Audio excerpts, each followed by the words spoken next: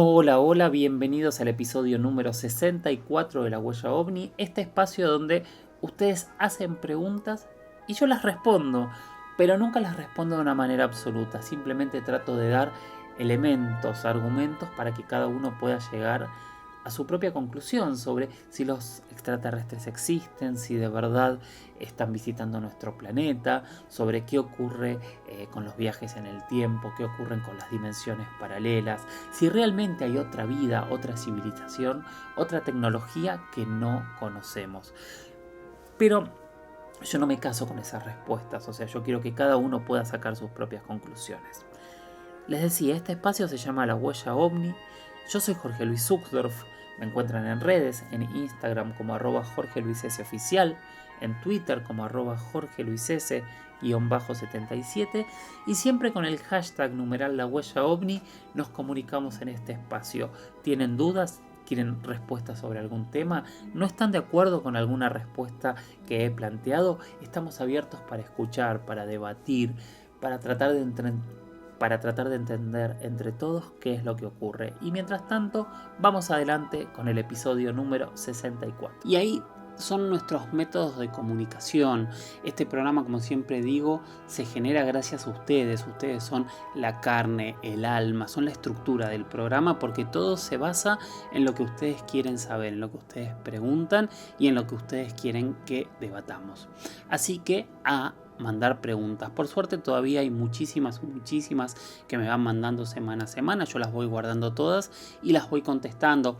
A veces alguna no la contesto porque es muy parecida a otra que respondo. A veces van quedando para más adelante. A veces son temas que voy a ser franco, que tengo que leer bastante. Entonces también a veces me van quedando para cuando tengo tiempo de investigar en serio. Otras quedan en el tintero. Por ejemplo, tengo una para esta semana que estaba buena que decía... ¿qué es esto que vi en televisión hoy? Y evidentemente no copié la primera parte del mensaje, así que podríamos estar hablando de cualquier cosa y pido disculpas pero trato de que esto no ocurra, de tener todas las preguntas que ustedes hacen. Por ejemplo, en la primera pregunta de esta noche, es una pregunta que hizo @Sebrail Guzmán, Asian Sebrail Guzmán, que lo que preguntó ya hace tiempo, y te pido disculpas, es que me gustaría hablar de la historia del ufólogo George Van Tassel. Bueno, vamos a hablar un poco de la historia de George Van Tassel. Van Tassel fue uno de estos personajes que mezcló la investigación del fenómeno ovni con la religión. Yo creo que alguna vez se los dije, o muchas veces tal vez, pero es algo que yo creo y que intrínsecamente lo tengo estoy muy convencido de eso. A mí me cuesta mucho cuando se une el concepto o el fenómeno ovni con la religión. No porque esté en desacuerdo, no porque no me guste. En realidad me cuesta porque de religión no se puede discutir, de fe no se puede discutir. Entonces, por ejemplo, a ver, hay un movimiento religioso ovni muy interesante en Perú que se llama Alfa y Omega. Estuve muchas veces con ellos, me han ayudado muchísimo. Y yo incluso les decía, o sea, y ahí, como en este caso que vamos a hablar de Van Tassel, es muy difícil poder investigar cuando alguien cuenta que es contactado o que ha viajado en una nave interplanetaria. En esos puntos nos quedan dos elementos: o creemos y aceptamos lo que nos dicen como verdad, o no creemos y no aceptamos lo que nos dicen como verdad. Ahora, en ambos casos solo podemos contar con nuestra intuición, porque realmente no vamos a tener idea si esta persona viajó en una nave, si está mintiendo, si está loco o si tuvo una alucinación. Básicamente es percepción. Entonces es un punto donde yo, al no tener elementos para poder debatir, trato de correrme a la hora de discutir. Dicho esto, empecemos a contar la historia. George Van Tassel apareció en el mundo público en la década del 40, cuando empezó a contar que él podía tener comunicaciones con con un personaje que después se hizo famoso incluso en otros contactados, y que de hecho nosotros lo vimos hace poquito en esa interrupción de la señal en la BBC, ¿no? Que es Ashtar, del comando Ashtar. Él dice que habló con este ser y que a partir de ahí él empezó a reinterpretar la Biblia, a reinterpretar muchísimos conceptos de cómo vivir, de cómo contactarse, diciendo que a través de la mente él se podía contactar con un Dios central, se podía contactar con estos seres, y que incluso se podía contactar con hombres que habían vivido en el pasado o en el futuro. Bueno, y empezó a generar a partir de esto un movimiento cada vez más fuerte. Ahora viene lo conspiranoico y lo interesante. Él lo primero que planteó es que iba a construir una máquina para rejuvenecer el cuerpo, y que a la vez también podía construir una máquina para viajar en el tiempo. Bueno, en la década del 50, después de plantear todo esto de la comunicación telepática, que él hablaba justamente de la mente universal de Dios, o sea, desde ahí él planteaba, entonces él dice que entre esas comunicaciones él se había comunicado con Nikola Tesla, que se había comunicado con estos seres y que iba a construir esta máquina que se llamaba Integraton. El Integraton era una máquina que en teoría no tenía ningún tipo de metal, era toda construida con madera y con hormigón, y que en esta máquina, que en el centro o en el exterior sí tenía como una cobertura de metal, las personas iban a rejuvenecer. Bueno, esta construcción que se hizo en el desierto de Mojave, en California, en Estados Unidos, realmente mientras se fue desarrollando tuvo la atención de la CIA. De hecho, hay documentos desclasificados que la CIA estuvo muy atento a esta construcción que hizo Van Tassel, y realmente Van Tassel se había convertido en una celebridad, ¿no? Todo esto aparecía en la televisión, todos hablaban y todos estaban atentos, mientras el Integration, porque no es Integration, porque es Integration, esto es Integraton, no sé cómo decirlo en inglés, hay muchas entrevistas igual a Van Tassel en YouTube para escucharlo de manera original. Pero bueno, todos estaban atentos a la construcción de este elemento, ¿no? Que era como una gran cúpula, y que se suponía que cuando iba a estar terminado iba a ser esta fuente de la juventud de alguna manera, ¿no? Esto que desde Ponce de León hacia atrás y adelante todos buscaron y anhelaron. Bueno, ustedes se preguntarán en qué terminó. Terminó que a poco tiempo de terminar la máquina, semanas dicen algunos, otros hablan de meses, en realidad nadie lo sabe porque el proyecto estaba en la cabeza de George Van Tassel, se murió de un ataque al corazón. Y la máquina nunca fue terminada, y nunca sabremos, realmente nunca sabremos si iba a funcionar o no. Lo sorprendente, lo interesante de toda esta historia es que hasta el día de hoy hay muchas personas que van hasta el desierto de Mojave, donde está las ruinas de esta construcción, que también vamos a poner fotos, y dicen que cuando entran y se quedan en el lugar se generan unos sonidos extraños y que ellos salen y se sientan rejuvenecidos. Bien por ellos. Bueno, ¿podría haber tenido secretos que se llevó la CIA que lo estaba investigando? ¿Podría haber tenido comunicación con Tesla, con seres de civilizaciones superiores a la nuestra? ¿Podría haber estado inventando? ¿Podría haber estado loco? La cuestión es que este objeto se empezó a construir y no se terminó. O sea, la gran pregunta que todavía nos queda a nosotros la vamos a tener siempre. Qué sé yo, al menos que alguien se pueda comunicar con él algún día y termine de pasar los planos de esa máquina que quedó obsoleta, porque justamente lo que él decía era que él se podía comunicar con gente ya muerta. Entonces tal vez en algún momento alguno de sus seguidores pueda terminar su legado. Al día de hoy, por lo menos públicamente, nadie lo hizo. Bueno, eso nos genera también parte de una pequeña certeza, ¿no? Porque nadie terminó esto si él aseguraba este tipo de comunicación, o nadie lo logró hasta el día de hoy. Bueno, primer tema de la noche. La verdad que para mí fue súper interesante, más allá de este planteo que yo digo, pero es uno de estos personajes que si tenía razón, lo habrán callado, y si no tenía razón, que justo morirse en el momento culmine de la obra, ¿no? Tal vez si esa obra no hubiese tenido éxito y él hubiese seguido vivo, nadie hubiese vuelto a hablar de él también, eso podría haber pasado. Bueno, Lobo, @Damián 3150 51 83, hace la siguiente pregunta, que es una pregunta que yo recuerdo que nosotros venimos planteando y está buenísima y lo vamos a seguir hablando, yo creo que desde el programa 1, si no me falla la memoria. ¿Qué es lo que pregunta? Pone numeral la huella ovni, una consulta: ¿por qué se cree que los extraterrestres vienen del espacio y no de adentro de nuestro planeta? Digo, ¿no podríamos ser nosotros los extraterrestres? Bueno, ahora nos sentamos, prestamos atención, porque esto es para generar un debate que me encantaría traducirlo a redes. Me gustaría ver sus opiniones y ver cómo entre todos lo vamos canalizando.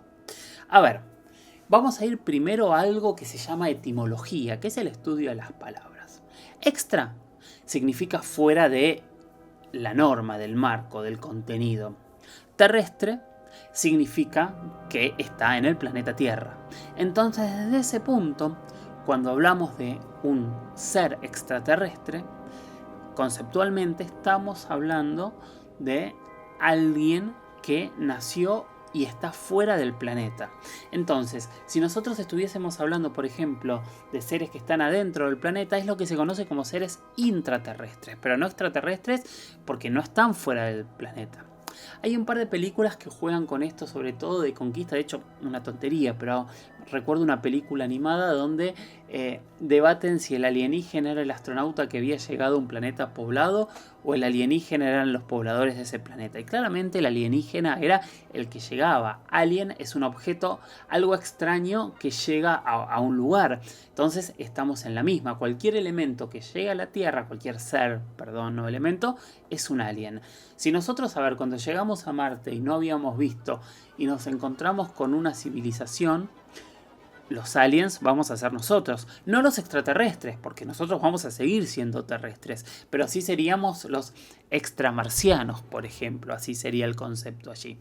Este es el primer punto, ¿no? De que tiene que ver con la mirada, pero también tiene que ver con lo que está fuera y lo que está dentro. Ahora, nos vamos a centrar en la Tierra y en donde yo creo que va la pregunta de Damián, que es de la siguiente manera. El fenómeno ovni, el fenómeno inexplicable, tiene como un abanico muy grande de respuestas, o en realidad son de teorías que podrían dar una respuesta. Entonces está, que no son todas sinónimos, que no significan lo mismo y que tal vez alguna termine contradiciendo o no a las otras. Hay 4 teorías fundamentales. La primera habla, por supuesto, que son civilizaciones extraterrestres. O sea, así como se dio la vida en la Tierra, en otras partes del universo se generó vida de la misma manera. Pensando que nuestra galaxia es una galaxia relativamente joven, nuestro sistema solar es un sistema solar relativamente joven, entonces en sistemas solares de galaxias más ancianas, la vida se podría haber dado antes, y esa vida que se podría haber dado antes podría haber generado algún tipo de evolución tecnológica que pueda llegar a tener incluso cientos de miles de años más que nosotros. Es difícil calcular los años, ¿no? Porque otra vez estamos con los años, los calculamos en la Tierra, entonces todo termina siendo difícil de calcular en esta relatividad. Pero es eso, o sea, civilizaciones más antiguas que la nuestra que hayan tenido más tiempo para evolucionar tecnológicamente. Hay toda una movida que de alguna manera se acerca al movimiento New Age, que en realidad también lo que plantea es que ese tiempo lo que habría generado es una evolución de la conciencia, o sea, que son seres con conciencias mucho más evolucionadas que nosotros hacia el bien. También podrían ser evolucionadas hacia el mal, claramente, ¿no? Pero bueno, eso es parte de lo que promueve una parte de este movimiento. Además de eso, esto lo estamos planteando en algo que es básico, que es buscar una vida que sea de algún punto, de algún modo, similar a la nuestra. Pero, si la vida no es similar a la nuestra, tal vez la civilización o el concepto incluso de la materialidad de la vida es diferente, todo esto sería muy difícil de comparar. Todo esto son teorías, o sea, yo no estoy asegurando que nada de esto exista porque hasta el día de hoy no se ha comprobado. De hecho, lo más probable, como hablábamos la semana pasada con lo que está ocurriendo en Venus, si nos encontramos con vida, es mucho más probable que nos encontremos con vida más simple, por decirlo de alguna manera, que nosotros, que no haya generado civilización, que de hecho es lo que más hay en la Tierra, nosotros somos la excepción, pero bueno, suponiendo estas posturas, a esto nos referiríamos cuando hablamos de vida extraterrestre inteligente. ¿Y por qué decimos, y esto es lógico, que son más tecnologizados que nosotros? Que también puede haberlos mucho más primitivos que nosotros, y tiene que ver con que si lograron tener la tecnología que nosotros no tenemos para llegar hasta aquí, significa que podrían tener más tecnología. Punto. Segunda teoría sobre estos objetos y estas cosas que no tienen explicación son seres intraterrestres. Los seres intraterrestres, y aquí se abren otro abanico de abanicos, o sea, es una ventana que abre otras ventanas. Hay como diferentes teorías, o sea, lo que dice mucha gente, lo que sostienen muchos investigadores, es que dentro de la Tierra, en cavernas o cuevas, o incluso en estas teorías que hay lugares huecos de la Tierra, habría civilizaciones que se habrían formado en paralelo a nosotros, que podrían tener mayor tecnología o no, pero que por algún motivo están ocultos. Y acá se plantean 3 o 4 cosas diferentes. Hay quien dice que en realidad estas civilizaciones fueron civilizaciones similares a la Atlántida, si no la misma Atlántida, y que en algún momento decidieron, o por el motivo que fuere, continuar su vida debajo de la Tierra. Otros que es un tipo de vida que evolucionó con nosotros de manera paralela, pero que esa evolución se hizo debajo de la Tierra y nunca hubo contacto entre nosotros y ellos. Otros hablan que en realidad podrían ser bases de las civilizaciones extraterrestres de las que hablábamos antes, y que en realidad ellos van y vienen y están ocultos en estos lugares y tienen como hasta ciudades en estas zonas ocultas de todo lo que vemos nosotros. Después están quienes hablan de la Hermandad Blanca. La Hermandad Blanca estaría de alguna manera un poco asociada al concepto de la Atlántida, seres realmente extremadamente muy sabios que guardan la verdadera historia y el verdadero conocimiento de la humanidad. Hay muchísima gente que habla de haber entrado a cuevas y haberse encontrado con grandes bibliotecas, con grandes conocimientos y con seres todos blancos, que otra vez vuelven a hablar de seres que deberían o podrían estar evolucionados de una manera más alta, o sea, más evolucionados que nosotros en cuestiones de espíritu y moral. Aquí también se pega con la otra teoría, que es la teoría de los seres interdimensionales. O sea, veamos, hablamos de extraterrestres, intraterrestres y ahora de interdimensionales. O sea, seres que conviven en nuestro mismo espacio, pero que viven en otra dimensión y que por eso no lo vemos.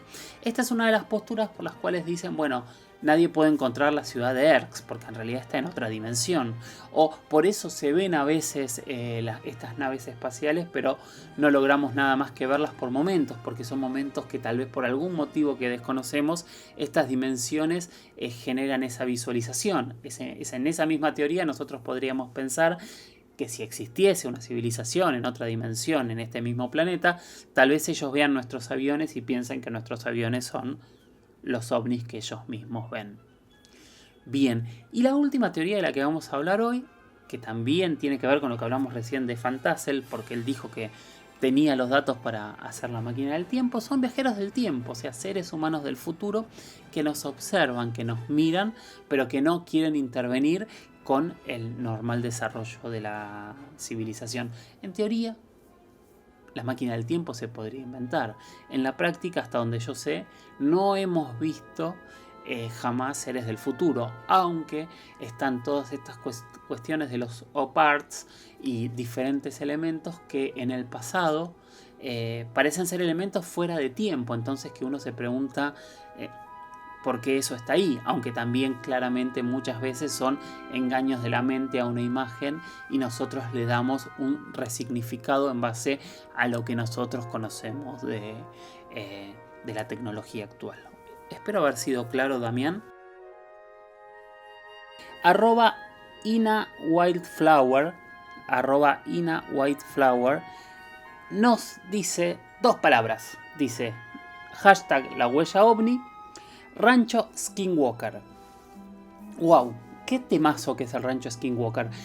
Me imagino que alguno habrá escuchado hablar de él, otros no. De hecho, fue un capítulo de la segunda temporada de Proyecto Libro Azul. Hay cientos de videos en YouTube, hay documentales, hay gente que intenta entender qué es lo que ocurre.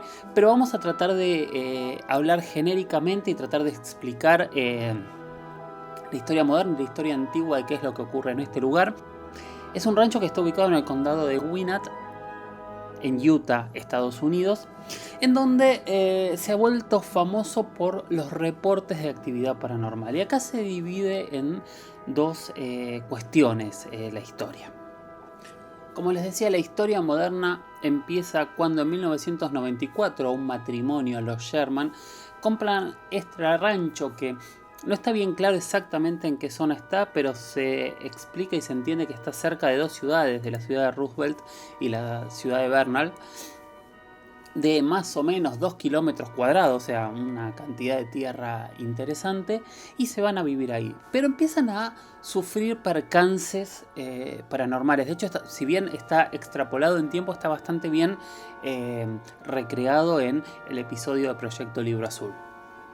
Bueno, empiezan a sufrir diferentes fenómenos paranormales y en el 96, 2 años después, deciden vender el rancho por todo lo que ocurría. El rancho lo termina comprando un grupo de investigadores para tratar de entender qué es lo que ocurre, con George Knapp a la cabeza. Quien no recuerde quién es George Knapp, es por ejemplo el que descubrió y el que hizo pública toda la historia de nuestro amigo Bob Lazar. Él vive en Las Vegas, bueno, es justamente quien se dedica a investigar lo que ocurre en el rancho Skinwalker. Ahí nos enteramos que en realidad Skinwalker es un tipo de ser mitológico de las culturas originarias de la zona que no se acercaban a esta región porque decían que allí estaban estos seres que eran como, ¿cómo decirlo?, como una especie de cambiapiel, o sea, seres que se transformaban en otros seres. Hasta ahí estaríamos hablando de monstruos, claramente. Pero resulta que en la zona se dieron muchísimos casos de avistamientos ovnis, se dieron casos de poltergeists, se vieron seres muy altos alrededor de la casa. Hubo muchísimo ganado que apareció mutilado, como pasa aquí en La Pampa, por ejemplo. Entonces en esta zona se generó una conjunción de fenómenos paranormales que lo volvió famoso en todo el mundo y que lo volvió objeto de muchísimas investigaciones. Como decía, está ubicado en zona, pero nadie sabe exactamente dónde está. Yo creo que ese secreto en gran parte se guarda para que no haya una afluencia masiva de público, pero se han hecho cientos de documentales y de investigaciones en la zona para tratar de encontrar qué es lo que sucede. Y acá viene la pregunta. Claramente no es algo nuevo, esto empezó en el 90 y pico, pero en realidad sí, las culturas originarias ya hablaban de este lugar como un lugar maldito y donde estaban estos skinwalker que eran peligrosos básicamente, no solo los asustaban sino que eran peligrosos, el ganado lo atestigua. Nos preguntamos qué tipo de fenómeno podría ser, si es de estos fenómenos que a lo largo de la historia han cambiado de explicación y se ha mantenido el mismo fenómeno, si en realidad lo que se mantiene es un relato y la sugestión genera que se vean cosas. Bueno, el hecho material, el ganado mutilado, las investigaciones, lo que pasó con los Sherman, realmente puso en el mapa de el mundo paranormal y del mundo ovni en particular, porque realmente sí se veían objetos en el cielo, sí hay muchísimos investigadores que plantean la teoría de que estos supuestos skinwalkers no son más que visitantes que están en esa zona. De hecho, yo hago un link muy chiquito con un tema que yo no recuerdo si lo hablamos aquí, pero sí lo hablamos en Trasnoche Paranormal seguro, que es el tema de estos hombres de negro que aparecen en la vereda del Guasimal en Colombia, donde también son unos hombres negros muy altos que desde el año 2012-2013 aparecen en este lugar y son como hiper ágiles, hacen unos saltos terribles y hay cientos no porque no hay tanta gente, pero hay muchísimos vecinos que los ven y los han visto y los han denunciado. Bueno, son estos lugares donde cuando uno empieza a escarbar son historias que por ahí tienen cientos de años y va mutando la explicación de qué se trata. Hoy no hay una explicación, lo único que se sabe es que el rancho Skinwalker en Utah, Estados Unidos, es un centro de fenómenos paranormales que a día de hoy no tiene ningún tipo de explicación. Sí tiene relatos en el pasado, sí tiene historias en el presente y sí tiene mucha gente buscando realmente qué es lo que está sucediendo ahí. ¿Quién conocía esta historia? ¿Quién sabe algo más de este tipo de relatos donde se mezcla muchas veces, donde muchas veces se mezcla lo paranormal con la ciencia? Y no es en el único punto. Yo creo que, a ver, yo cuando empecé a investigar el fenómeno ovni, hubo un tema que a mí siempre me llamó la atención y me pareció sumamente asombroso, que es justamente la búsqueda científica de vida extraterrestre. Estoy hablando básicamente de lo que es el proyecto SETI, que es la próxima pregunta además, que la hizo Damián otra vez, Lobo, y lo que él pregunta o plantea es qué pasó con el proyecto SETI o algo así, que buscaban señales de radio en el espacio. Gran tema el proyecto SETI. El proyecto SETI, que es la búsqueda de vida extraterrestre inteligente, lo que hace desde la década del 70 es utilizar radiotelescopios para apuntar a diferentes puntos de la galaxia o del universo y tratar de ver si desde esos puntos llega algún tipo de señal de radio. Ellos plantearon que el elemento más común en todo el universo es el hidrógeno, entonces buscan señales de radio que estén generadas a través del hidrógeno. Todo de alguna manera comenzó cuando se descubrió la señal WOW. La señal WOW es una señal que se captó el 15 de agosto de 1977 desde un radiotelescopio en Ohio, Estados Unidos, en donde por algo así como 72 segundos se recibió una señal de radio del espacio. Durante mucho tiempo, de hecho hasta el día de hoy, más de 43 años después, se sigue investigando y se sigue tratando de explicar qué fue esta señal que llegó a la Tierra y que nunca más se repitió. Pero a partir de ese momento se empezó a plantear este concepto de buscar señales, a ver si en algún momento recibimos algún mensaje de estos mensajes dentro de una botella que se haya enviado desde algún punto al infinito. Hay que tener en cuenta dos cosas, ¿no? Primero que nada, las grandes distancias.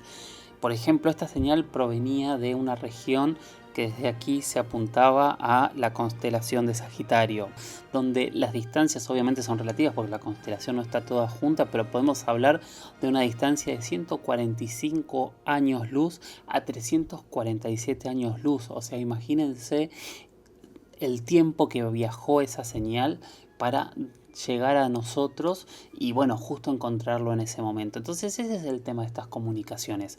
Tal vez cuando se capta alguna comunicación que podría llegar a ser inteligente, estemos hablando de una señal que se generó hace cientos o miles de años, que es un poco lo que sucede también con las señales que se envían desde la Tierra, porque se han enviado muchas señales al espacio desde la Tierra para intentar generar una comunicación, al igual que se han enviado las Voyager con el mismo sentido.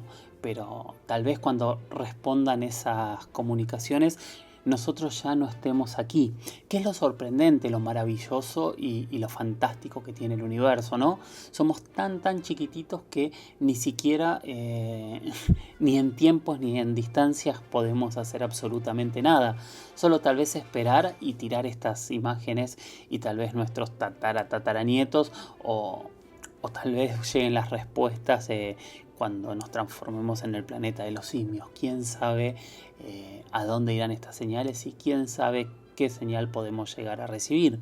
Pero sí es muy interesante esto de estar atentos, de tener estos enormes radiotelescopios escuchando el universo, porque eso es lo que hacen, escuchar el universo y ver si allá arriba en algún lado hay alguien como nosotros, tal vez hoy, tal vez en el pasado, intentando comunicarse.